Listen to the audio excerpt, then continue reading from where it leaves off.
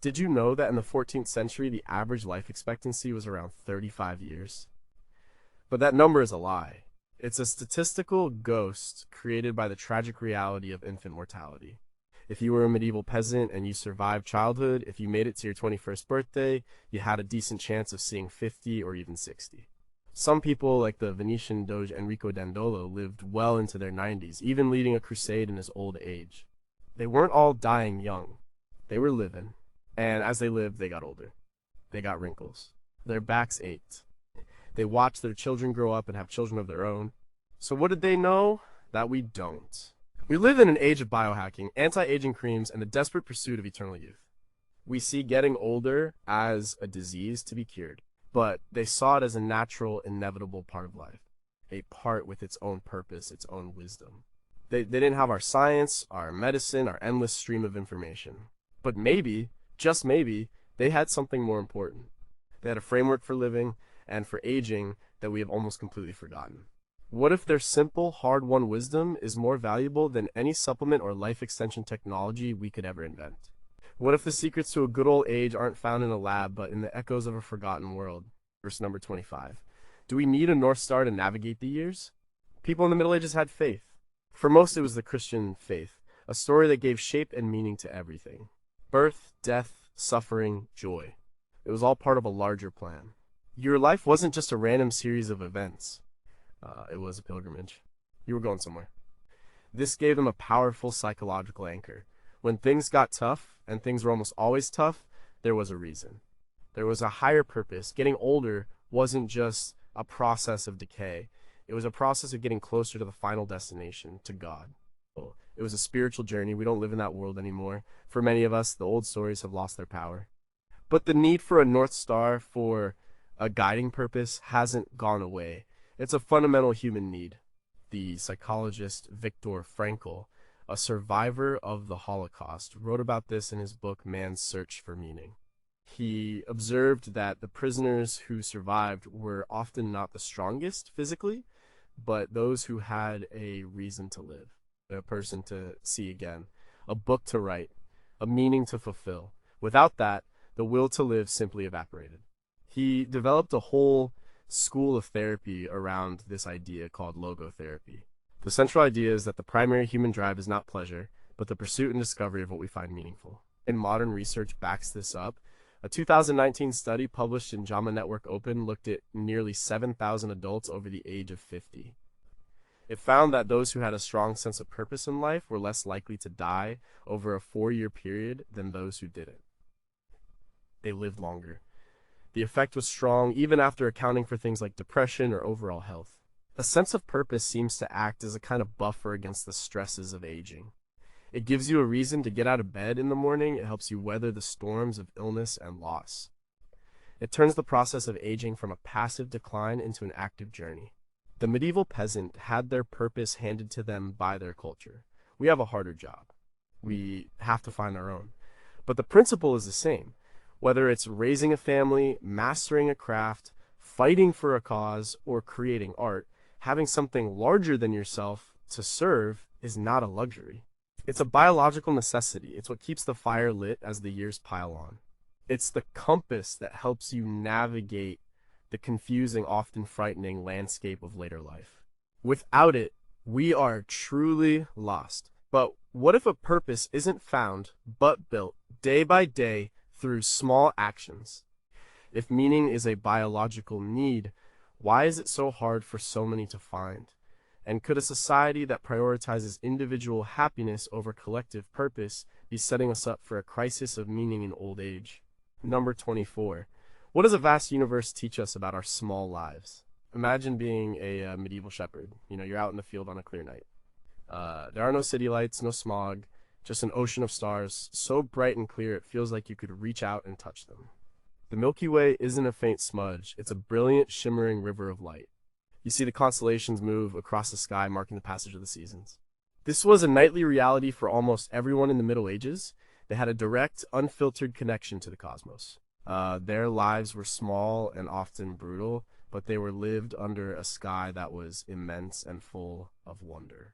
This experience, this feeling of being a small part of something vast and incomprehensible, is what we now call, researchers Dr. Keltner and Jonathan Haidt at the University of California, Berkeley, define awe as the feeling we get in the presence of something vast that challenges our understanding of the world. Looking at the stars is a classic trigger for awe, and it turns out this feeling is incredibly good for us. That studies have shown that experiencing awe can make us feel more connected to others, more humble, more generous, and less focused on our own petty problems. A 2015 study published in the journal Emotion found that participants who reported experiencing more awe also had lower levels of pro-inflammatory cytokines, which are proteins associated with chronic diseases like heart disease and depression. Awe seems to be good for our physical health. As we get older, our world can sometimes shrink. We might retire from work, our children may move away, our physical abilities might decline. It's easy to get bogged down in doctor's appointments, aches and pains, and worries about the future. The daily, personal scale of life can become overwhelming. This is where the medieval wisdom of looking up at the stars comes in. It's an antidote to self-absorption. It's a perspective shift, contemplating the vastness of the universe, the billions of years that have passed, the sheer scale of it all, puts our own lives into a different context. Our anxieties and our egos shrink. We are reminded that we are part of a much, much larger story. Carl Sagan famously talked about this in his book Pale Blue Dot, reflecting on a photo of Earth taken from billions of miles away. He called our planet a lonely speck in the great enveloping cosmic dark. This perspective doesn't make our lives meaningless. On the contrary, it makes them more precious. It fosters a sense of humility and interconnectedness. It's a spiritual experience, whether you're religious or not. The medieval shepherd had it every night. We have to seek it out. But turning off the TV, going outside on a clear night, and just looking up might be one of the most powerful things we can do for our well-being as we age.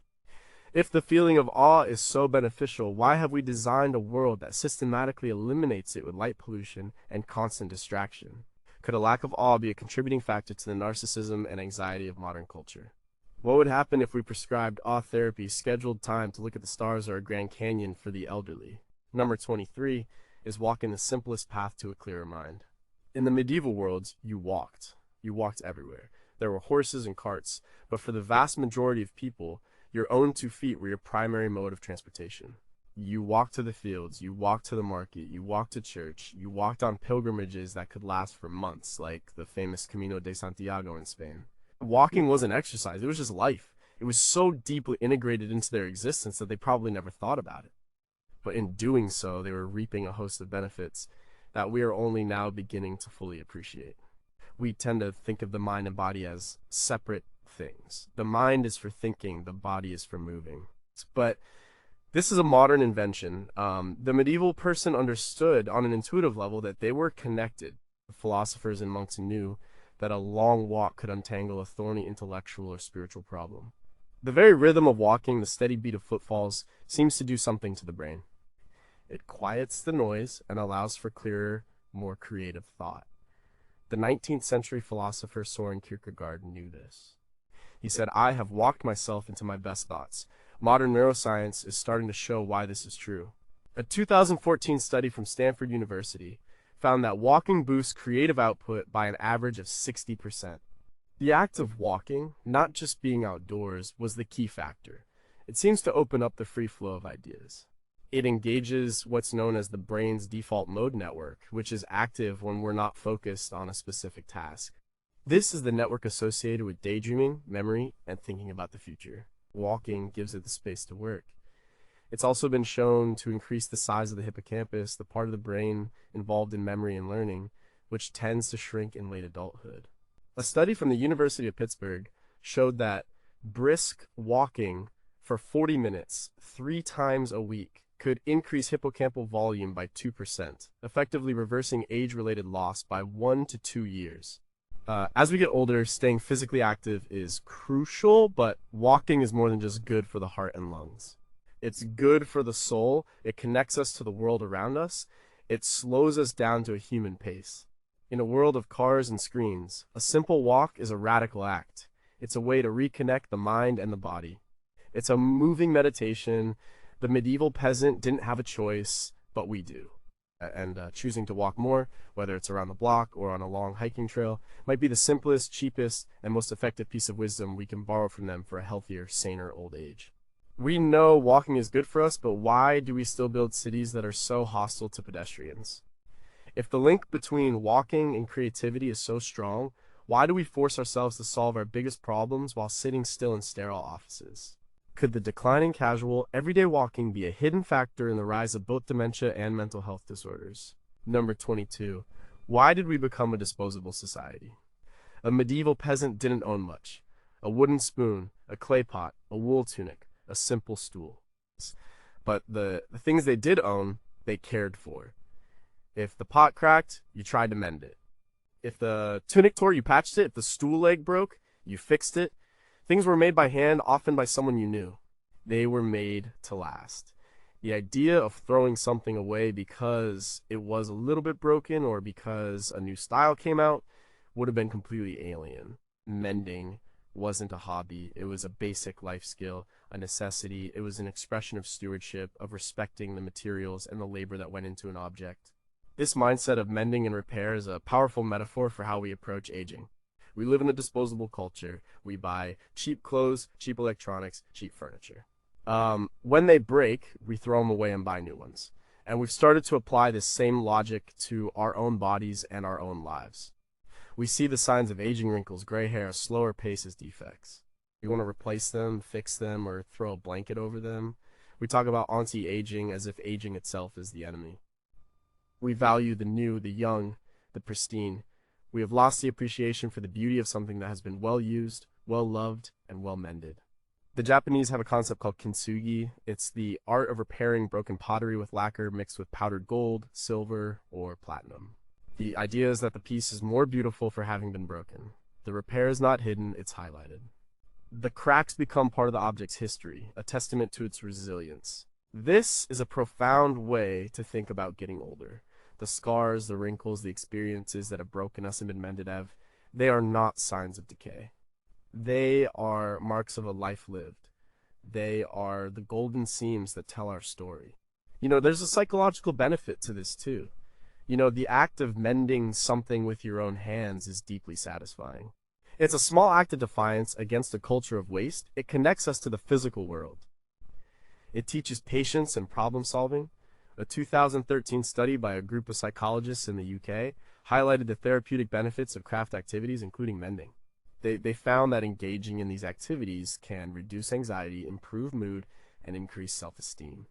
It gives us a sense of agency and competence. Instead of being passive consumers, we become active creators and caretakers. Applying that same mindset to our own aging process, caring for our bodies, respecting their history, and valuing the wisdom that comes from a life of wear and tear gather is a powerful shift. Why did the value of durability and repair disappear so quickly from our culture? If we find so much satisfaction in mending objects, could we find similar satisfaction in mending our communities and relationships instead of discarding them?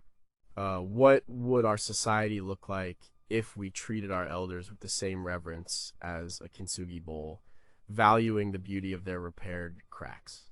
Number 21. What is the true cost of holding a grudge? Life in the Middle Ages was close-knit and inescapable. You lived in a small village or a crowded town. You saw the same people every single day. The person you had a dispute with over a piece of land was the same person you sat next to in church, the same person whose children played with your children. In that kind of environment, holding on to a grudge was not just a personal burden, it was a social poison. It could disrupt the delicate fabric of the community that everyone depended on for survival. Forgiveness wasn't just a lofty religious ideal preached from the pulpit, it was a practical necessity. The Lord's Prayer, recited daily by millions, wasn't abstract, "Forgive us our trespasses, as we forgive those who trespass against us." It was a social contract. We live in a much more fragmented world. We can move to a new city, change jobs, block someone on social media. It's easier than ever to cut people out of our lives. But the wisdom of forgiveness is more important than ever, especially as we get older. Holding on to anger, resentment, and bitterness is like drinking poison and waiting for the other person to die. The person who suffers most is the one holding the grudge. Modern science has shown this in stark detail.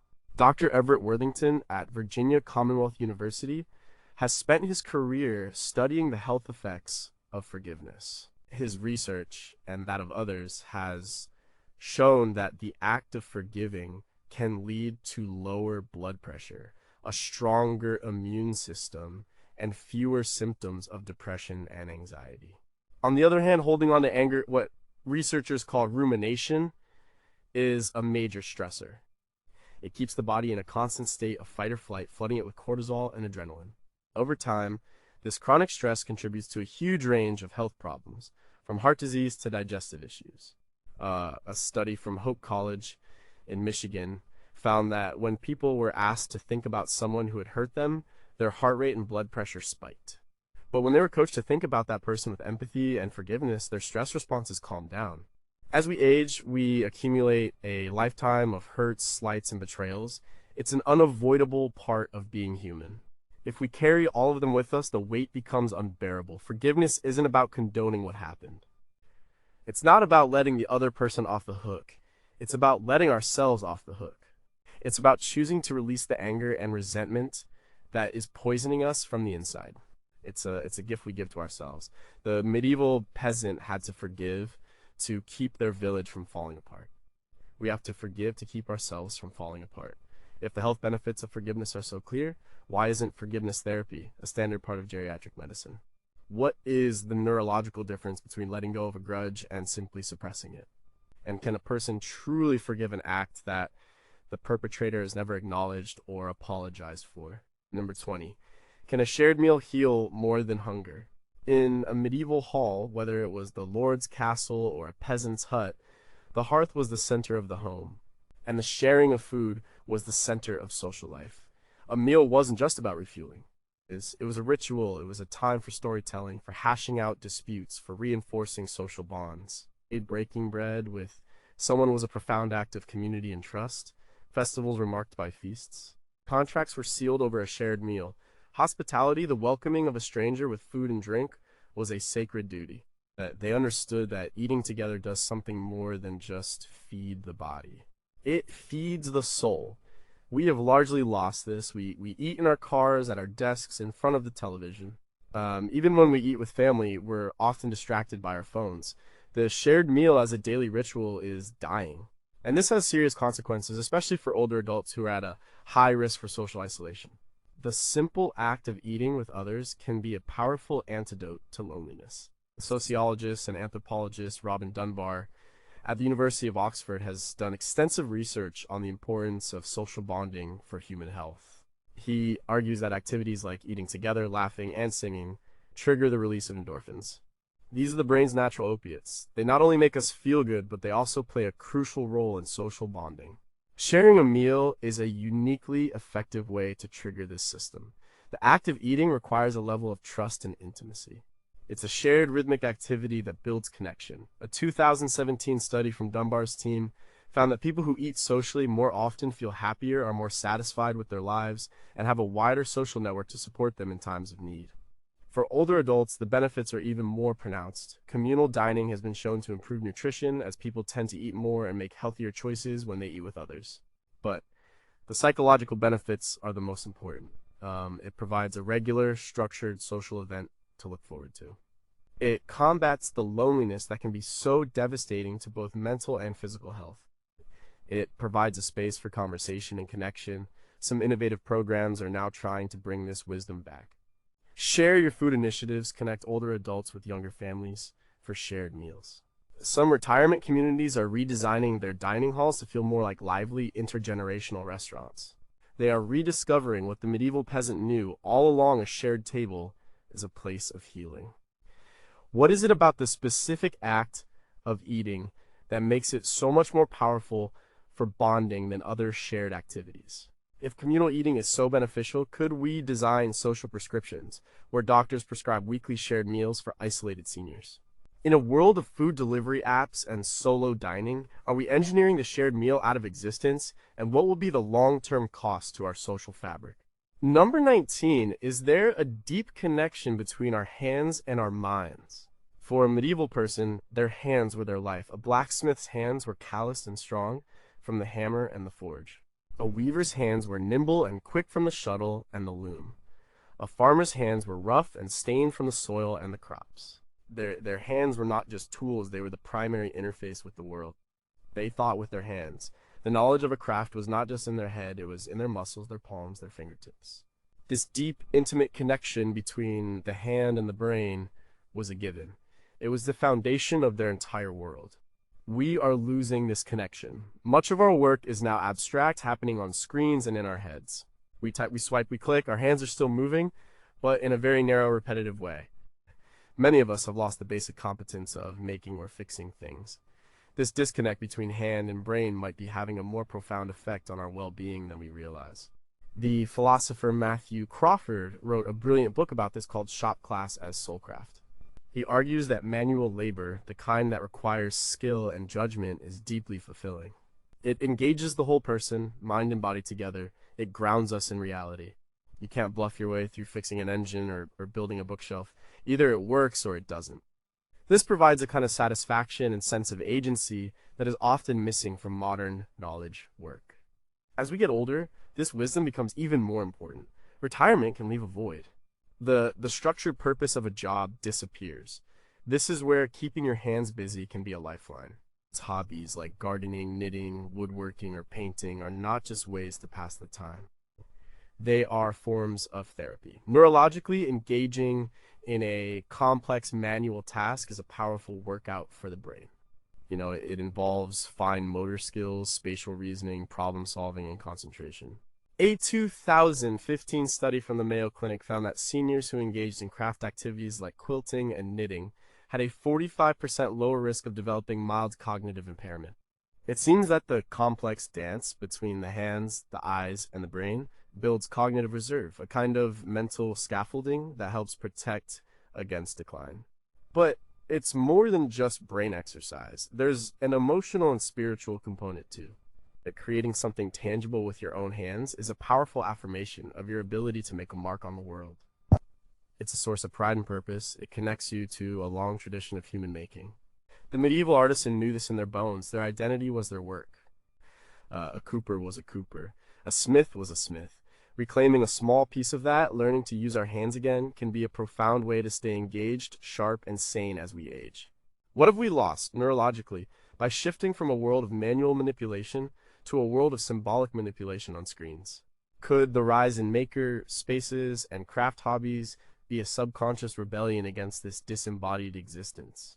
If hands-on work is so good for the aging brain, why do we still see it as less prestigious than office work? Number 18. How do we handle life's inevitable ups and downs? One of the most enduring images from the Middle Ages is the Rota Fortunae, or the Wheel of Fortune. It's a concept that was popularized by the 6th century philosopher Boethius in his book, The Consolation of Philosophy, which he wrote while in prison awaiting execution. The image is simple and powerful, a giant wheel being turned by the blind goddess Fortuna. At the top of the wheel is a king in all his glory. As the wheel turns, he is cast down, and a beggar from the bottom rises to take his place. The message was clear. Life is unpredictable. Your fortune can change in an instant. Nothing is permanent. Health, wealth, power, it can all be taken away without warning. This might sound like a depressing philosophy, but for the medieval mind, it was a source of profound wisdom and resilience. It was a mental tool for dealing with the constant uncertainty of their world famine, plague, war. It taught them two things. First, when you are on top, be humble. Don't get arrogant because your position is temporary. The wheel will turn. Second, when you are at the bottom, don't despair. Your suffering is not permanent. The wheel will turn. This understanding fostered a kind of psychological flexibility. It helped people to not get too attached to good fortune and not be completely crushed by bad fortune. We live in a culture that denies the wheel of fortune. We believe we are in control. We believe that if we work hard, eat right, and think positive thoughts, we can guarantee a life of constant upward progress. We see any downturn to breath, a job loss, an illness, a failed relationship as a personal failure. This makes us incredibly brittle. When the inevitable downturns of life happen, especially as we get older and face illness and loss, we are psychologically unprepared. We are shocked and outraged. We feel that life has been unfair. The medieval person would have just shrugged and said, the wheel turns. This idea is mirrored in modern psychology, particularly in acceptance and commitment therapy, ACT. ACT teaches that trying to control or eliminate negative thoughts and feelings is a losing battle. Instead, it encourages psychological flexibility, the ability to accept your circumstances, feel your feelings without being controlled by them, and commit to actions that align with your values. It's about learning to ride the waves of life instead of trying to stop the ocean. And a 2011 meta-analysis of ACT studies showed it to be effective for a wide range of issues, including chronic pain, depression, and anxiety, all common challenges in later life. It's a modern clinical framework for the ancient wisdom of the Wheel of Fortune. This understanding that life has ups and downs, that we are not in complete control, is not a sign of weakness. It's the foundation of true, lasting strength. If accepting a lack of control is key to resilience, why is our entire self-help industry built on the promise that you can control everything? Does the constant exposure to curated, perfect lives on social media make it even harder for us to accept the turning of our own wheel? What would a modern education system look like if it taught psychological flexibility alongside math and science? Number 17, do daily routines hold a deeper power? Think of a medieval monastery. The life of a monk was governed by the ringing of bells. It's a bell for waking, a bell for prayer, a bell for work, a bell for meals, a bell for sleep. Their days were structured by a strict, repeating pattern of rituals. This Rule of St. Benedict, written in the 6th century, was a blueprint for a balanced life of prayer, work, and study. This wasn't just about discipline, it was about creating a rhythm that freed the mind. By making the structure of the day automatic, the monks could focus their mental and spiritual energy on what truly mattered. The ritual wasn't the point, it was the vessel that held the point. We tend to resist routine. We crave novelty and spontaneity. We see routine as boring, a sign of a life stuck in a rut. But the medieval monks and many other ancient traditions understood that ritual and routine are not the enemies of a meaningful life. They are the architecture of it. A predictable structure creates a sense of safety and stability. It reduces cognitive load. You don't have to waste mental energy every day deciding what to do next. This is especially important as we get older. When other parts of life can feel chaotic and out of control, health problems, changes in family structure, the loss of friends, a stable daily routine can be a powerful anchor. The science of habit formation confirms this wisdom. Researchers like Charles Duhigg, author of The Power of Habit, explain that our brains are wired to turn routines into automatic behaviors. This is an energy-saving mechanism. When a routine is established, the prefrontal cortex, the decision-making part of the brain, can go quiet. This frees up mental resources for other things. For an older person, this can be crucial. A simple morning ritual, waking at the same time, doing some light stretches, making a cup of tea, reading a chapter of a book, you can set a positive and stable tone for the entire day. It creates a sense of normalcy and control in a world that can feel increasingly unpredictable. Furthermore, rituals have a powerful psychological effect. A 2013 study published in Psychological Science showed that performing rituals can reduce anxiety and improve performance, even if the rituals are completely arbitrary. The researchers found that the sense of order and predictability that a ritual provides helps people feel more in control of their environment, which in turn calms them down. The medieval monks' day was filled with these rituals, from the specific way they chanted to the order of their prayers. We can build our own small, secular rituals. The ritual of a weekly phone call with a child. The ritual of a Sunday morning walk. The ritual of tidying the kitchen before bed. These aren't just chores, they are small, repeated acts that give our lives shape, meaning, and a comforting rhythm as we navigate the uncertainties of age. If our brains crave routine to save energy, why does our culture glorify a life of constant, unstructured spontaneity? What is the difference between a life-giving ritual and a deadening rut? And how do we know when we've crossed the line? Could the simple act of reintroducing shared, predictable rituals like family dinners be a powerful public health intervention? Number 16. Who are you without your youthful appearance? Medieval art is not filled with beautiful people. Look at the paintings of Peter Bruegel the Elder or the sculptures on a cathedral. You see peasants with weathered faces, saints with looks of suffering, old men with sagging jowls and wrinkled brows. Their culture had a different relationship with physical appearance. In a world without photography, without mirrors in every home, your face was not your primary identity. Your identity was your family, your role in the community, your skills, your faith.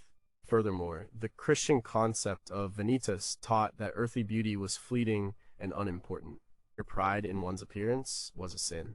The body was seen as a temporary vessel for the immortal soul. What mattered was the state of your soul, not the smoothness of your skin. This is a stark contrast to our modern world. We are obsessed with youth and beauty. The anti-aging industry is worth billions of dollars. We are bombarded with images of airbrushed perfection. We are taught from a young age that our value is tied to our physical attractiveness. This sets us up for a terrible crisis as we inevitably get older. When the wrinkles appear, when the hair turns gray, when the body sags, we can feel like we are losing ourselves. We are losing our value. It can be a source of profound anxiety and depression. The medieval wisdom of letting go of vanity offers a way out of this trap. It asks a powerful question: who are you when your looks are gone? If your entire sense of self is built on your appearance, the answer is nobody. But if your identity is built on your character, your relationships, your wisdom, your passions, then aging is not a loss of self. It is a revealing of the true self. It's a process of shedding the superficial and getting down to what is real and lasting. Psychologist Erik Erikson's stages of psychosocial development touch on this. The final stage, which typically occurs in late adulthood, is ego integrity versus despair. At this stage, people look back on their lives and either feel a sense of satisfaction and integrity or a sense of regret and despair. A key part of achieving integrity is accepting one's whole life, including the physical decline of the body. It's a shift in focus from the external to the internal. A 2014 study in the Journal of Women in Aging found that women who placed less importance on appearance and more on their internal life, their relationships, their personal growth, reported higher life satisfaction as they aged. They had successfully navigated this shift. The medieval concept of vanitas wasn't about self-loathing. It was a liberating idea. It frees you from the tyranny of the mirror. It allows you to focus on developing the parts of yourself that do not fade with time. If our obsession with youthful appearance is so psychologically damaging, why do we continue to promote it so aggressively in media and advertising? What would happen to our economy if a large portion of the population suddenly decided to let go of vanity and age naturally? Can we ever truly separate our sense of self-worth from our physical appearance? Or are we hardwired by evolution to value it? Number 15, what does it mean to die well? In the Middle Ages, people died at home. They were surrounded by their family, their friends, their community. Death was not hidden away in a sterile hospital ward. It was a public communal event. There was a whole genre of literature called ars moriendi, or the art of dying. These were manuals that gave guidance on how to have a good death. Like a good death was one in which you were spiritually prepared. You had confessed your sins, forgiven those who had wronged you, said your goodbyes. You faced death with courage and faith, accepting it as a natural transition. The goal was not to cling to life at all costs. The goal was to die well. This is perhaps the most profound and challenging piece of wisdom we can learn from them. Our modern medical system is built on the opposite principle. It is an ars vivendi, an art of living, or more accurately, an art of prolonging life. We have become incredibly good at it. We can keep a body functioning long after any meaningful quality of life is gone. We see death as a medical failure, not a natural part of life, and because we have medicalized death, we have also hidden it. Most people now die in institutions, hooked up to machines, often alone. We have lost the art of dying. Dr. Atul Gawande wrote a powerful book about this called Being Mortal Medicine and What Matters in the End. He argues that in our focus on survival, we have forgotten about the importance of well-being. We subject the elderly and terminally ill to painful, invasive treatments that may extend their life by a few weeks or months, but which destroy their quality of life in the process. We don't ask them what they truly want. What are their priorities? What are their fears? What does a good end of life look like to them? These are the questions that the Ars Moriendi tried to answer. The modern hospice and palliative care movements are, in a sense, a rediscovery of this medieval wisdom. Palliative care is not about giving up. It's about shifting the focus from cure to comfort. It's about managing pain, alleviating symptoms, and providing psychological and spiritual support to patients and their families. It's about helping people to live as well as possible for as long as possible. Well, studies have shown that patients who receive early palliative care not only report a higher quality of life, but in some cases they actually live longer than those who receive standard aggressive treatment. By preparing for a good death, we can actually have a better life, right up to the very end. This requires us to have conversations we are terrified of having. It requires us to face our own mortality. The medieval person was forced to do this by their circumstances. We have to choose to do it. If palliative care improves quality of life and can even extend it, why is it still seen as giving up and introduced so late in the course of an illness?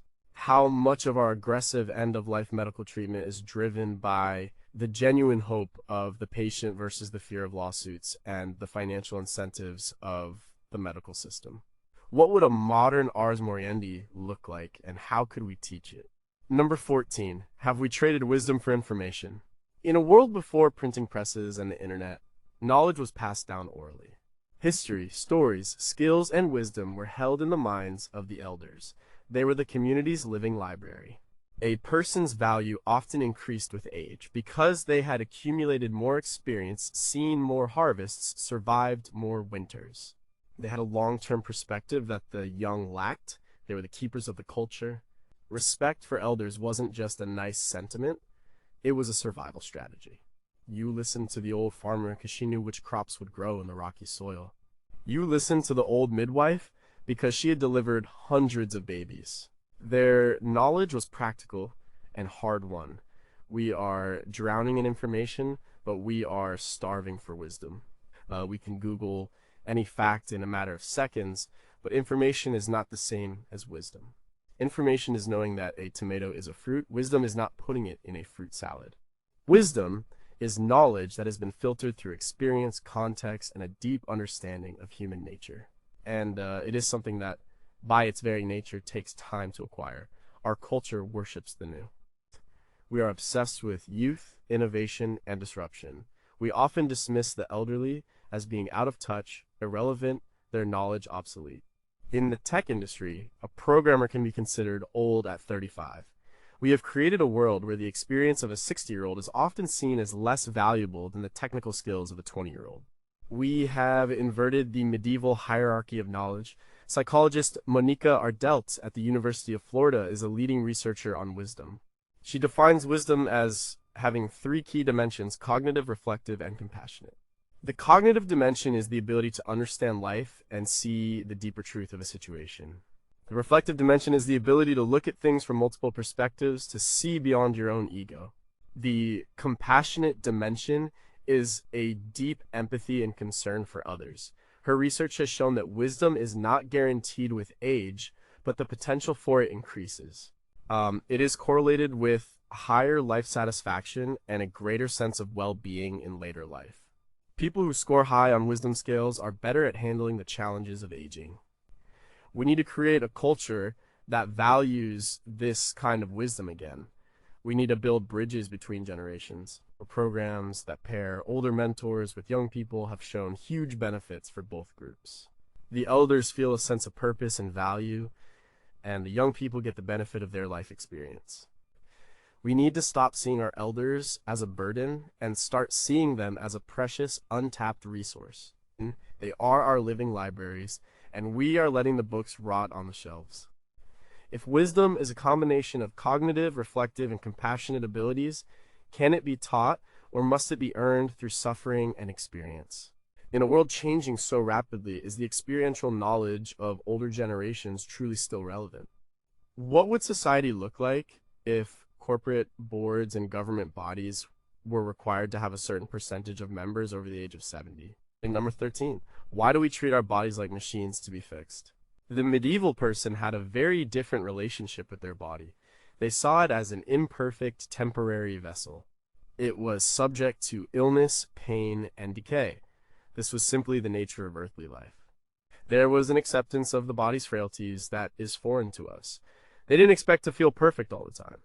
And aching back from a life of farm labor wasn't a problem to be solved with surgery and painkillers. It was just a part of being a farmer. They lived in their bodies in a way that was less about optimization and more about acceptance. We, on the other hand, view the body as a machine. It's a machine that we are supposed to maintain, upgrade, and keep running at peak performance. When a part starts to wear out, we expect to be able to fix or replace it. This mechanistic view of the body has given us incredible medical advances. We have joint replacements, organ transplants, and drugs that can manage chronic conditions. But it has also created a deep sense of anxiety and dissatisfaction. We are constantly monitoring our machine, tracking our steps, our sleep, our heart rate. We feel like we have failed if our body shows any sign of wear and tear. As we get older, this mechanistic view becomes a trap. A machine is only valuable when it works perfectly. When it starts to break down, its value decreases. If we see our aging bodies as failing machines, we will inevitably see ourselves as declining in value. We will be in a constant losing battle against the natural process of entropy. The medieval wisdom of accepting a worn body offers a more compassionate path. It's not about giving up or neglecting your health. It's about changing your relationship with your body. It's about seeing it less as a machine to be perfected and more as a living organism with its own history. The wrinkles, the scars, the stiff joints, they are not signs of failure. They are the physical record of a life lived. They are evidence of your journey. This perspective is echoed in disability studies, which advocate for a social model of disability. This model says that a person is not disabled by their physical impairment, but by a society that is not designed to accommodate them. It's a shift from fixing the person to fixing the environment and accepting a wider range of physical realities. Adopting this mindset can be incredibly freeing. It allows you to work with your body instead of against it. It encourages you to find new ways to move, new activities to enjoy that honor your body's current abilities. It fosters gratitude for what your body can still do rather than resentment for what it can't. A 2011 study on self-compassion found that people who have a kinder, more accepting attitude toward their own imperfections are more resilient and have better mental health. Treating our aging bodies with this kind of compassion, seeing them not as failing machines, but as faithful, lifelong companions, is a key to navigating the physical challenges of later life. Is our mechanistic view of the body a direct result of the Industrial Revolution, and are we only now seeing its psychological consequences? If we were to fully embrace a more accepting view of physical decline, would it stifle medical innovation? How can we cultivate gratitude for our worn bodies in a culture that relentlessly celebrates youthful, flawless physicality? Number 12, does knowing your role bring freedom, not restriction? In the highly structured, hierarchical society of the Middle Ages, everyone had a place. You were a peasant, a knight, a priest, a merchant. Your role was largely determined by your birth. From a modern perspective, this seems incredibly restrictive and unjust. We value freedom, individuality, and the ability to be whatever we want to be. But this medieval idea of knowing your place might hold a hidden piece of wisdom if we can look past the rigid class structure. The wisdom is not about being locked into a social class, it's about the psychological comfort and clarity that comes from understanding your role and your responsibilities within a community. In the medieval village, everyone had a job to do. The baker baked the bread, the blacksmith shod the horses, the priest cared for the souls. Everyone was needed, everyone contributed, your identity was clear, and your value to the community was obvious. There was a sense of interdependence. This provided a powerful sense of belonging and purpose. We live in a world of almost infinite choice. We are told we can be anything, do anything. This is liberating in many ways, but it can also be a source of immense anxiety. The sociologist Emil Durkheim called this anomie a feeling of normlessness, of not knowing where you fit in. When all the traditional social structures dissolve, we are left floating, responsible for creating our own identity and purpose from scratch. This can be an exhausting and lonely task. As we get older, this can become particularly acute. The well-defined role of parent may lessen as children become independent. The role of worker disappears with retirement. We can be left asking, who am I now? What is my purpose? Where do I fit in? The medieval model, stripped of its feudal injustice, suggests that finding a clear role within a community is a key to well-being. This doesn't have to be a job. It can be the role of mentor, volunteer, storyteller, caregiver, neighborhood watch captain. It's about finding a way to contribute your skills and experience to a group that needs them. It's about knowing that you have a place, that you are needed. Research on volunteering among seniors consistently shows its powerful benefits.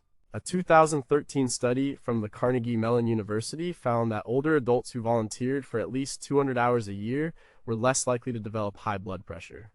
Other studies have linked volunteering to lower rates of depression and increased longevity. Why?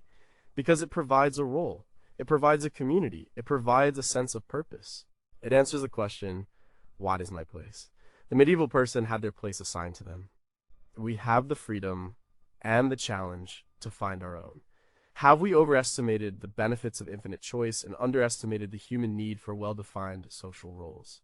Could the modern identity crisis be a symptom of Durkheim's enemy, a direct result of losing our traditional places in society? If we were to create new respected social roles for elders, what would they be, and how would we integrate them into our communities?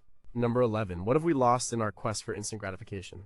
Life in the Middle Ages was slow. It moved at the pace of a walking man or a trotting horse. It was governed by the seasons, not the clock. If you wanted bread, you had to grow the wheat, harvest it, grind it, and bake it. It was a process that took a year. If you wanted to build a cathedral, it could take generations. They lived in a world where patience wasn't just a virtue, it was a fundamental necessity. You had no choice but to wait. This forced them to develop a long-term perspective. They planted trees whose shade they would never enjoy. They laid the foundations of buildings they would never see completed. They were links in a chain that stretched from the past into the future. We have engineered patience out of our lives. We have one-click ordering, on-demand streaming, and instant global communication. We get frustrated if a website takes more than 3 seconds to load. Our entire economy is built on fulfilling our desires as quickly as possible. This has trained our brains to expect and demand instant gratification, and this is having a profound effect on our ability to age well. The famous marshmallow test, conducted by psychologist Walter Mischel at Stanford in the 1960s and 70s, showed the power of delayed gratification. For children who could resist the temptation to eat one marshmallow in order to get two later on were found in follow-up studies to have better life outcomes. They had higher test scores, better health, and were more successful in their careers. The ability to delay gratification is a cornerstone of emotional maturity and long-term success. As we get older, patience becomes an essential skill. Our bodies heal more slowly. The chronic conditions of age require long-term management, not quick fixes. Building deep relationships with grandchildren takes time. Learning a new skill in retirement doesn't happen overnight. The things that bring the most meaning in later life, legacy, relationships, wisdom, are all slow-growing plants. If we have spent our whole lives in a state of impatient demand, we will be ill-equipped for the patient work of a good old age. We will be frustrated, anxious, and constantly disappointed. Cultivating patience is like building a muscle. It requires practice. The medieval person practiced it every day, whether they wanted to or not. We have to choose to practice it. We can do this in small ways. Plant a garden. Learn a musical instrument. Read a long, difficult book. Choose the regular shipping option instead of overnight. These are small acts of resistance against the culture of immediacy. They retrain our brains to appreciate the process, not just the outcome. They teach us the quiet joy of waiting, of watching something unfold in its own time. This is a skill that will pay huge dividends as we navigate the slow, patient journey of growing old. Is our technology-driven impatience rewiring our brains in a fundamental way, and are we the last generation to remember what it was like to wait? If delayed gratification is so critical, why do we market almost exclusively to the part of the brain that wants things now? Can a person who has lived their entire life on a diet of instant gratification learn the deep patience required for a graceful old age? Number 10. Have we forgotten how to enjoy the simple things? The life of a medieval peasant was one of hardship, but it was not without its joys. And these joys were, by necessity, simple: the taste of the first ripe apple from the tree, the warmth of the fire on a cold night, the sound of a fiddle at a village wedding, a day of rest after a week of hard labor. Because their lives were not filled with constant entertainment and manufactured pleasure, they had a greater capacity to appreciate these small, simple moments of grace. Their senses were not dulled by overstimulation. The contrast between hardship and pleasure made the pleasure all the sweeter. We live in a world of hyperstimulation. We have an infinite buffet of entertainment, food, and experiences available to us at all times. But there's a paradox here. The more pleasure we have access to, the less we seem to enjoy it. Psychologists call this the hedonic treadmill. We get used to a certain level of pleasure, and then we need more and more to feel the same level of satisfaction. A simple meal doesn't taste as good after a week of feasting. A quiet evening at home feels boring after a week of blockbuster movies. Our capacity for simple pleasure has atrophied. As we get older, our world often simplifies. We may not have the energy or the money for constant travel and excitement. Our lives become quieter, more circumscribed. If we have spent our lives on the hedonic treadmill, this simplification can feel like a terrible deprivation. It can lead to boredom and depression, but if we can cultivate the medieval skill of appreciating simple pleasures, this later stage of life can be one of great contentment. This is the core idea behind the practice of mindfulness, which has its roots in ancient Buddhist traditions, but is now a major field of psychological research. Mindfulness is the practice of paying attention to the present moment on purpose without judgment. It's about noticing the taste of your coffee, the feeling of the sun on your skin, the sound of the birds outside your window. It's a way of getting off the hedonic treadmill and resensitizing yourself to the small joys of everyday life. A 2011 study from the University of Wisconsin showed that mindfulness practice can lead to lasting changes in the brain, increasing activity in areas associated with positive emotion and decreasing activity in areas associated with anxiety. For older adults, the benefits can be profound. A study published in 2014 found that a mindfulness program for seniors reduced feelings of loneliness and even decreased the expression of inflammatory genes. By learning to find joy in the simple present moment, they were able to improve both their mental and physical health. The medieval peasant didn't have a name for it, but they practiced a form of mindfulness out of necessity. They were fully present in their world because they had to be. We have to learn how to do it. But rediscovering the joy of a simple meal, a quiet walk, or a good conversation is a key to finding contentment in the second half of life. Has our constant search for peak experiences robbed us of the ability to find joy in ordinary life? What is the neurological mechanism that allows mindfulness to blunt the effect of the hedonic treadmill? If simple pleasures are so powerful, why do we build our lives and our economy around the pursuit of complex, expensive ones? Number 9, what will they say about you when you're gone? In the small, interconnected world of a medieval village, your reputation was everything. It was your social currency. There were no credit scores or background checks. People did business with you, married their children to your children, and helped you in times of trouble based on your character. Were you honest? Were you hardworking? Did you keep your word? Your legacy was not primarily about the wealth or property you left behind. It was about the name you left behind. A good name was a precious inheritance passed down through generations. A bad name was a stain that was hard to wash away. This meant that people were acutely aware of how their actions were perceived. They were living for a legacy of character. We live in a more anonymous and transient world. We can move to a new city and reinvent ourselves. Our actions online can be disconnected from our real-world identity. The idea of legacy can feel distant and abstract. For many, legacy has become synonymous with wealth, on the financial inheritance you leave to your children. But the medieval focus on a legacy of character holds a deeper truth. At the end of our lives, what truly matters is not the size of our bank account, but the impact we have had on the people around us. The psychologist Erik Erikson called this concept generativity.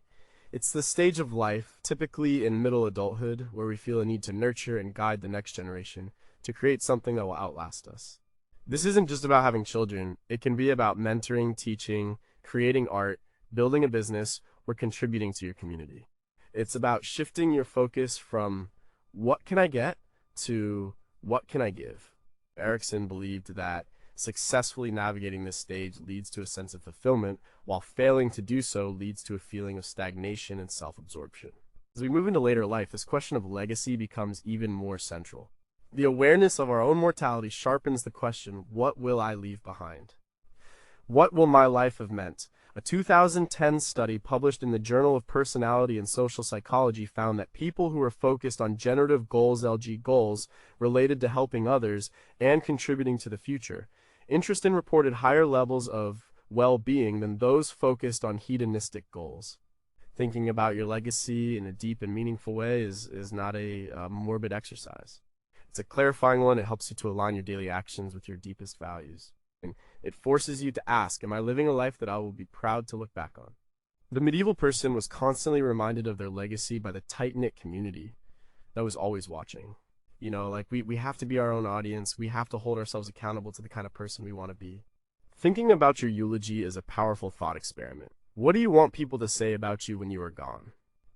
That you were rich, or that you were kind, that you were wise, that you made a difference in their lives? The answer to that question is the key to building a life of meaning and a legacy that truly matters. In an increasingly individualistic and secular society, has the concept of legacy lost its power? What is the psychological difference between a legacy of wealth and a legacy of character, both for the person leaving it and the person receiving it? If we could somehow know for certain what people would say at our funeral, how many of us would change the way we are living today? Number 8, are we losing the ability to be alone? The medieval world was noisy and crowded, but it also offered profound opportunities for solitude.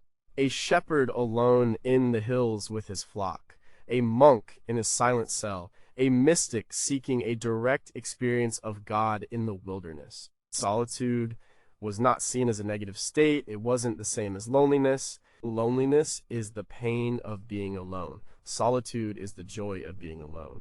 It was understood as a necessary condition for deep thought, for spiritual reflection, for communion with God. It was a time to recharge, to find your center, to hear the still, small voice that is drowned out by the noise of the world. We have almost completely lost the art of solitude.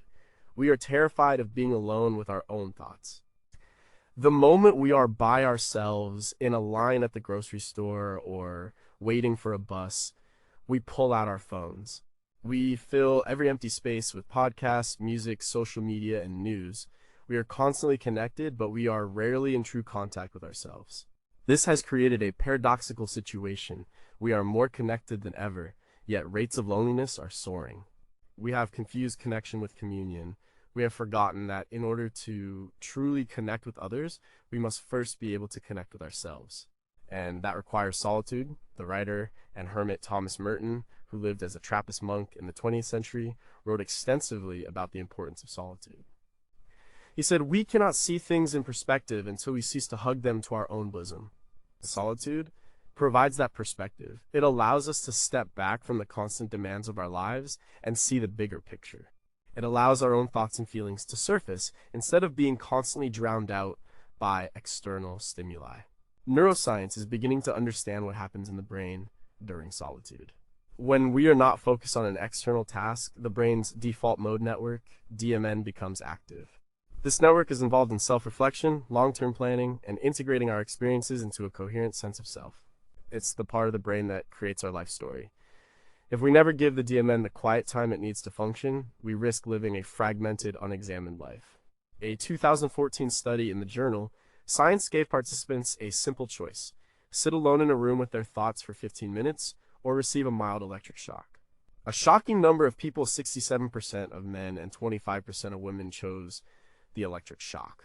This is how deeply we fear being alone with ourselves. As we get older, solitude can be a powerful tool. It's a time to process a lifetime of experiences, to make sense of our journey. It's a time to come to terms with who we are, but we have to learn how to do it. It means intentionally putting away the distractions. It means going for a walk without headphones. It means sitting in a chair and just being. At first, it can be uncomfortable. All the anxious thoughts we've been pushing away will come to the surface, but if we can sit with that discomfort, on the other side is a sense of peace, clarity, and self-knowledge that is impossible to find in the noise of the world. What is the optimal dose of solitude, and can you have too much of a good thing? Is our addiction to digital distraction a cause of our fear of solitude, or a symptom of it? If the default mode network is crucial for creating a sense of self, what happens to the identity of a person who is never alone with their thoughts? Number 7, is avoiding pain making us weaker? Life in the Middle Ages was filled with pain. Physical pain from disease, injury, and hard labor was a constant companion.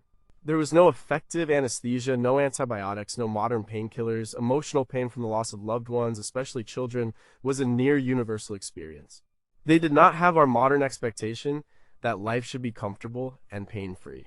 They accepted suffering as an inevitable and even meaningful part of the human condition. A Christian theology gave it a powerful frame. Suffering could be redemptive. It was a way to share in the suffering of Christ, to purify the soul. The Stoic acceptance of hardship was built into the very fabric of their worldview. Our modern world is built on the promise of avoiding pain.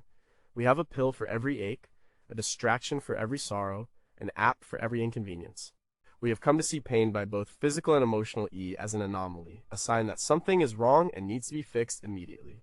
This relentless pursuit of comfort has had unintended consequences. In our effort to eliminate all pain, we may have also eliminated our ability to cope with it.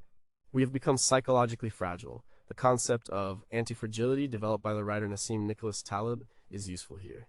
Some things are fragile, they break under stress. Some things are resilient, they endure stress. But some things are anti-fragile, they get stronger from stress. Our immune system is anti-fragile, it gets stronger when exposed to pathogens. Our muscles are anti-fragile, they grow when stressed by exercise. Taleb argues that our psychological and social systems should also be anti-fragile.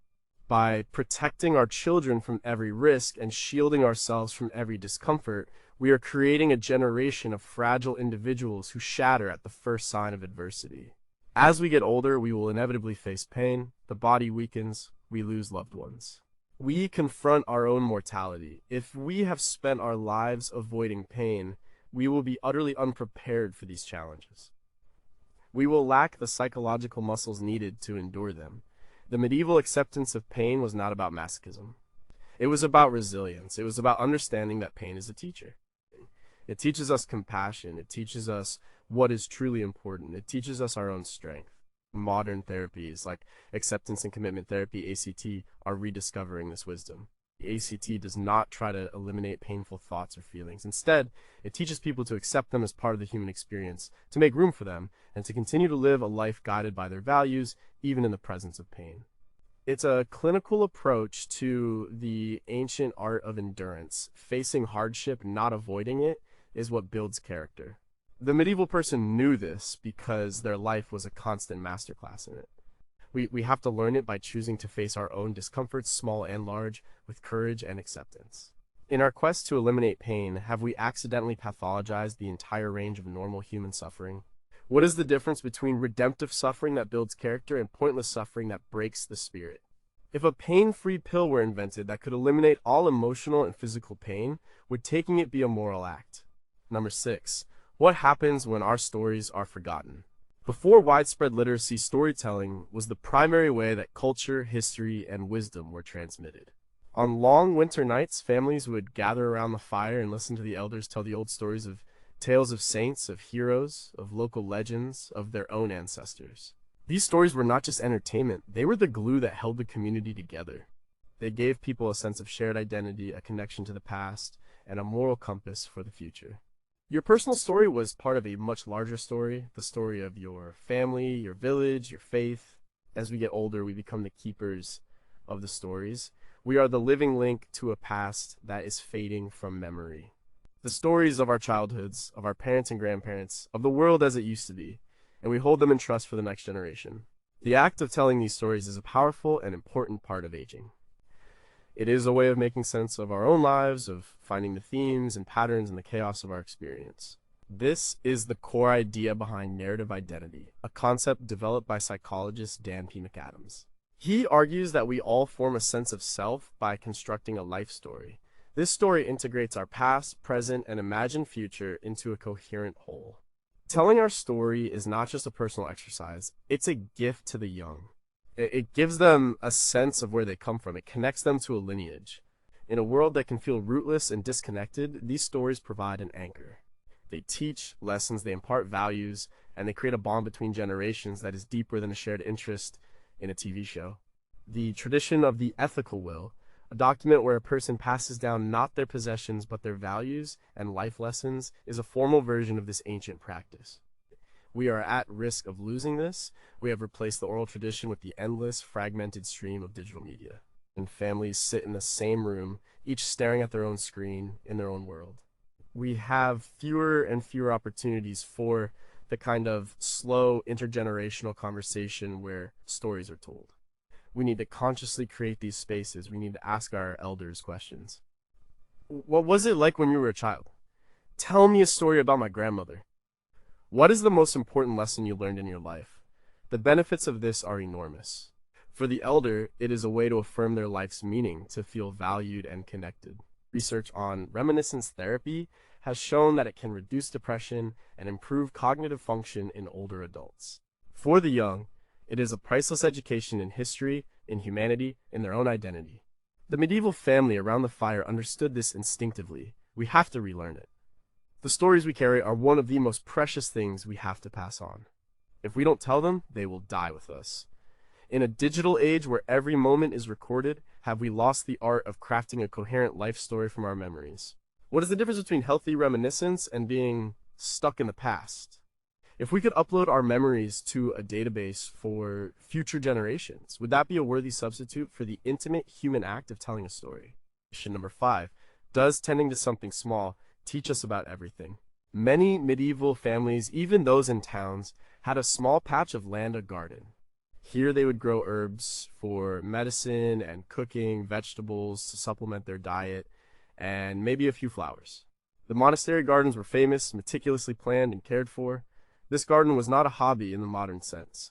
It was a vital source of sustenance and a practical part of daily life. But in the simple, repetitive act of tending this small piece of earth, they were learning some of the deepest lessons about life. A garden teaches you about cycles. It teaches you about life, death, and renewal. You see the seeds sprout, the plants grow, the fruit ripen, and then the plants wither and die, their seeds returning to the earth to start the cycle again. This is a powerful, tangible metaphor for the human lifespan. It helps to normalize the process of aging and dying. It's not a linear decline, it's part of a beautiful, endless circle. A garden teaches you patience and acceptance. You cannot force a seed to sprout. You cannot make the rain fall. You learn to work with the rhythms of nature, not against them.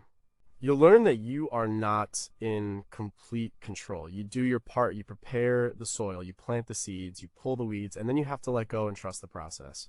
This is a profound lesson for aging, a time when we must increasingly accept things that are beyond our control. A garden connects you to something larger than yourself. It gets your hands in the soil. It connects you to the seasons, to the weather, to the fundamental processes of life. In an increasingly virtual world, this physical, grounding connection is more important than ever.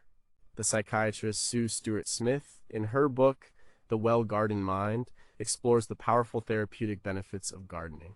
She details studies showing that gardening can reduce stress, alleviate depression, and improve concentration. The physical activity is good for the body, but the connection to nature seems to be what is so healing for the mind. A 2011 study in the Netherlands found that after a stressful task, people who gardened for 30 minutes experience a greater drop in the stress hormone cortisol than people who read a book for 30 minutes. As we get older, a garden can be a source of purpose, gentle exercise, and beauty. It gives you something to care for, something that depends on you. Watching things grow is an inherently hopeful act. It is a vote of confidence in the future. The scale can be adjusted to any ability, from a large vegetable patch to a few pots on a windowsill. The principle is the same. The medieval monk in his cloister garden and the modern retiree with her balcony tomatoes are both participating in the same ancient wisdom. By tending to something small and living, we learn how to tend to our own lives. What is it about the specific act of interacting with soil and plants that is so psychologically restorative? Could horticultural therapy be as effective as pharmaceuticals for some forms of anxiety and depression in the elderly? In our rush to urbanize, are we creating a generation that has no connection to where their food comes from? And what is the spiritual cost of that disconnect? Number 4, what if life isn't a climb, but a cycle? Our modern metaphor for life is a ladder or a mountain. We are supposed to climb. We start at the bottom, and we spend our lives striving to get to the topic. More success, more money, more status. In this metaphor, old age is a problem. It's the point where you can no longer climb. You reach a peak, and then it's all downhill. This view makes the second half of life seem like a long, sad decline, a descent into irrelevance. The medieval worldview was based on a different metaphor, the wheel or the cycle. They saw life not as a linear progression, but as a cyclical one. This was rooted in their daily experience. They saw the cycle of the day, sunrise, noon, sunset, night. They saw the cycle of the year, spring, summer, autumn, winter. Each part of the cycle had its own purpose, its own beauty, its own tasks. Spring was for planting, summer for growing, autumn for harvesting, winter for resting. You didn't curse the winter, you understood it as a necessary part of the cycle that made the spring possible. They applied this same thinking to the human lifespan, often through the concept of the three ages of man: youth, middle age, and old age. Each age had its role. Youth was for learning and growing. Middle age was for building and working. Old age was for wisdom, reflection, and preparing for the next life. One was not better than the other. They were all essential parts of a whole. Old age was not a failure to keep climbing. It was the harvest time of life. It was the winter, a time for rest, for sharing the stores of wisdom gathered over a lifetime. This cyclical view is much healthier and more realistic than our climbing metaphor. It reframes aging completely. It's not a decline, it's a new season. It has its own distinct purpose and its own unique gifts. The gerontologist Lars Tornstam developed a theory called gerotranscendence, which captures this idea. He found that as people get very old, many of them undergo a natural shift in perspective. They become less interested in material possessions and superficial social connections, and more interested in reflection, their inner life, and their connection to the cosmos. They move from a state of doing to a state of being. This is not dementia or depression. It's a new final stage of human development. It is the winter of the soul. Adopting this cyclical view can radically change our experience of getting older. It frees us from the frantic need to stay young, to keep climbing a mountain that has no peak. It allows us to embrace the changing seasons of our own lives. It helps us to ask not, how can I stay relevant, but what is the work of this season? What is it time to harvest? What is it time to let go of? It replaces the anxiety of decline with the peace of acceptance. The medieval peasant watching the fields lie fallow in winter understood this deep truth. Life is not a race to the top. It is a dance with the seasons. If our climb metaphor for life is so psychologically damaging in the long run, why is it the dominant story our culture tells? What would our society look like if we celebrated the winter of life as much as we celebrate the spring? Could the modern obsession with productivity and hustle culture be a symptom of our deep-seated fear of the inevitable, restful winter? Number 3, can a village still save us? In the Middle Ages, you didn't have a social network in the modern sense. You had a village, you were born into a web of relationships and obligations that was inescapable and all-encompassing. You knew your neighbors, your baker, your priest. You relied on them for help with the harvest, for comfort in times of grief, for protection from outsiders. This community was not always harmonious. It was filled with gossip, feuds, and petty jealousies. But it provided a powerful buffer against the hardships of life. You were never truly alone. The community was a given. It was the water you swam in. We have traded this dense local community for a world of loose global networks. We may have hundreds of friends on social media, but we may not know the name of the person living next door. The sociologist Robert Putnam chronicled this shift in his book, Bowling Alone. He showed, with decades of data, the steady decline of participation in all forms of community life, from civic clubs to church groups to family dinners. We have become a society of disconnected individuals, and it is killing us. A wave of recent research has shown that social isolation and loneliness are as bad for your health as smoking 15 cigarettes a day. A landmark 2015 study published in Perspectives on Psychological Science, which analyzed data from over 3.4 million people, found that social isolation significantly increases the risk of premature death. It's linked to a higher risk of heart disease, stroke, dementia, and depression. It seems that our need for deep, real-world social connection is not a preference, it's a biological imperative. This is especially critical as we get older. Retirement, the death of a spouse, and declining mobility can all shrink a person's social world, putting them at high risk for isolation. The medieval village, for all its flaws, provided a built-in safety net. We have to consciously build our own. This is the wisdom we need to reclaim the importance of a village. This doesn't have to be a literal village. It can be a close-knit group of friends, a vibrant church or community center, a multi-generational family living close by. The key is regular face-to-face interaction with people who know you and care about you. The Blue Zones research, led by Dan Buettner, identified the places in the world where people live the longest, healthiest lives. One of the common denominators in all these places, from Okinawa to Sardinia, was a strong emphasis on community.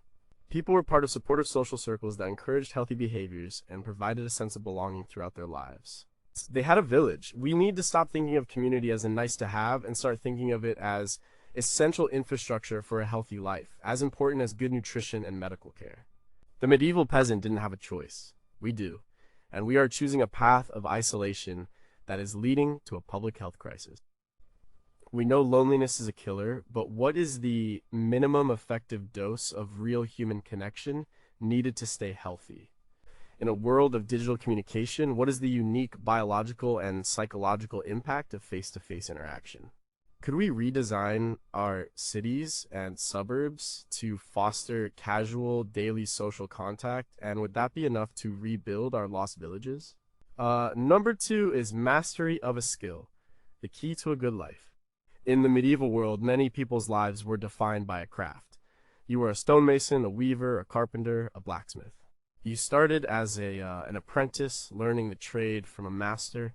It was a long, slow process that could take years. You learned not just the techniques, but the ethos of the craft, a respect for the materials, a commitment to quality, a pride in your work. Your identity was tied to your skill. To be a master of your craft was a source of deep satisfaction and social respect. It gave your life a clear purpose and a tangible way to contribute to your community. We live in an age of generalization. The nature of work has changed. Many of us have jobs that are abstract and disconnected from the physical world. We shuffle emails, attend meetings, and manipulate data on a screen. The idea of dedicating a lifetime to the slow mastery of a single, tangible skill can seem old-fashioned, even inefficient. The gig economy encourages us to be flexible, to have a portfolio of skills, to constantly be retraining for the next new thing. But we may have lost something profound in this shift. The psychologist Csikszentmihalyi studied what he called flow, a state of complete absorption in an activity. It's that feeling of being in the zone, where time seems to disappear, your sense of self fades, and you are fully engaged in the task at hand. Csikszentmihalyi found that people are happiest not when they are relaxing, but when they are in a state of flow. And the activities most likely to produce flow are those that have clear goals, provide immediate feedback, and perfectly balanced challenge and skill. The work of a master craftsman is a perfect example of a flow-producing activity. As we get older, and especially after retirement, the pursuit of mastery can be a powerful engine for a meaningful life. It provides a structure for your days, and a reason to get out of bed in the morning. Learning a new, complex skill is also one of the best things you can do for your brain. A 2013 study published in Psychological Science found that older adults who learned a challenging new skill, like digital photography or quilting, showed greater improvements in memory compared to those who only did familiar, less demanding activities. The effort involved in mastering something new builds cognitive reserve, helping to keep the brain sharp and resilient. The specific skill doesn't matter. It could be learning to play the piano, becoming an expert gardener, mastering a new language, or taking up woodworking. The point is the process, the dedication, the practice, the slow, incremental progress, the deep satisfaction of creating something of quality.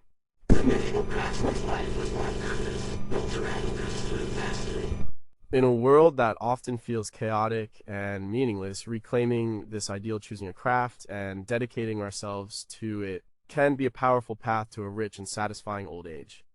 In a world that values speed and efficiency, is there still a place for the slow, inefficient process of true mastery? What is happening in the brain during a flow state, and can we learn to trigger it more reliably? If the pursuit of mastery is so fulfilling, why do so many of us spend our leisure time in passive consumption instead of active creation? Number 1, why should we think about death to live better? Of all the wisdom from the Middle Ages, this is perhaps the most stark and the most important. They lived with a constant awareness of death. The Black Death, which killed up to half the population of Europe in the mid-14th century, was the most dramatic example, but death was always close. It was a reality they could not ignore. And so, they developed a philosophy to deal with it. Memento mori. Remember, you will die. This was not a morbid obsession, it was a spiritual practice. Skulls and skeletons were common motifs in their art and on their tombs. They were not trying to be frightening, they were trying to be honest. The constant reminder of death was meant to do one thing to make you live a better life right now. If you know your time is short, you don't waste it on trivial things. You focus on what is truly important. You forgive more easily, you love more deeply, you take your spiritual life more seriously. The awareness of death is a powerful lens that brings a meaningful life into sharp focus. The Stoic philosophers of ancient Rome, like Seneca and Marcus Aurelius, had the same idea. Seneca wrote, "Let us prepare our minds as if we'd come to the very end of life. Let us postpone nothing. Let us balance life's books each day. The one who puts the finishing touches on their life each day is never short of time." Our modern culture does the exact opposite. We deny death, we hide it, we use euphemisms for it. We fight it with every medical technology at our disposal. We are obsessed with staying young forever. By trying to deny the reality of death, we have ironically impoverished our lives. We live as if we have all the time in the world, so we postpone the important conversations. We hold on to petty grudges. We chase after things that don't really matter. We live in a state of distracted denial, but facing mortality can have powerful, positive psychological effects. Terror management theory, a field of social psychology, suggests that much of human behavior is driven by a subconscious fear of death. But when people are consciously and reflectively confronted with their own mortality, something interesting happens. Studies have shown that it can lead to increased pro-social behavior, a greater appreciation for life, and a clarification of one's values. It can make people more loving, more generous, and less concerned with superficial things like wealth and status. Palliative care workers see this every day. People who know they are dying often experience a profound sense of clarity and peace. They focus on their relationships, they find joy in small moments, they let go of old resentments, they live more fully in their final months than many of us do in our entire lives. The wisdom of memento mori is about trying to achieve that clarity without waiting for a terminal diagnosis. It's about living with the end in mind. As we get older, this practice becomes more urgent and more natural. The future shrinks and the present moment expands in importance. This is not a reason for despair. It is a call to action. Remember, you will die, and let that memory be the fuel that helps you to truly live. If the conscious contemplation of death can lead to a better life, why is it a subject we so assiduously avoid in our families and our culture? What is the neurological difference between a debilitating fear of death and a motivating awareness of it? If we were to reintroduce memento mori as a cultural practice, what would it look like in the 21st century?